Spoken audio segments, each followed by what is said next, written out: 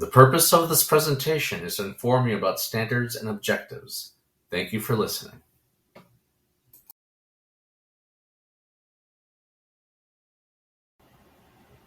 People often get the terms standards and objectives mixed up. Every state has their own standards. The state of Arizona has their own set of standards. Standards are required content and skills that students need to learn by the end of the school year. Objectives, on the other hand, are content and skills that students will need to learn by the end of a lesson. Think of it this way. What are students going to learn that day? How are they going to demonstrate that they mastered or learned the content or skill? Even though objectives and standards are different, they are also similar. What I mean by this is objectives and standards can relate because lessons need to be tied to the standards that are required for that year. When it comes to objectives, teachers either use Bloom's taxonomy or depth of knowledge (DOK). I will focus on Bloom's taxonomy, which classifies the types of thinking skills students will use, such as the recall of information to the creation of a project.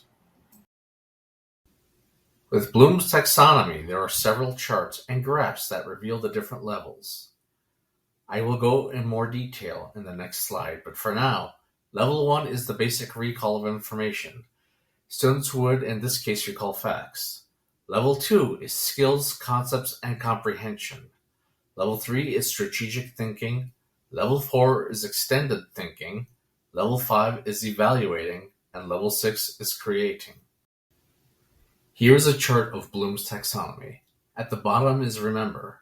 This is where a student recalls basic information. Following is understand.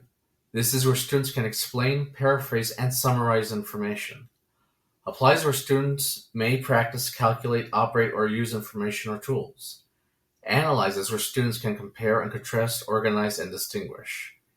Evaluate is where students are able to make judgments or form a second analysis. Finally, students will be able to create, develop, or compose a project demonstrating their proficiency. When it comes to unpacking the standard, here's the process I learned. When teachers write a learning objective, it is usually in the format of SWBAT, or student will be able to, plus Bloom's taxonomy verb, plus task/concept. When writing an objective, make sure that you include a measurable verb. Think about where students are at in their lesson.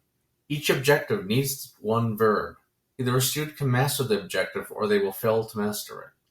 Strive to keep all your learning objectives measurable, clear, and concise. The purpose of this presentation is to inform you about standards and objectives. Thank you for listening. Created using Powtoon.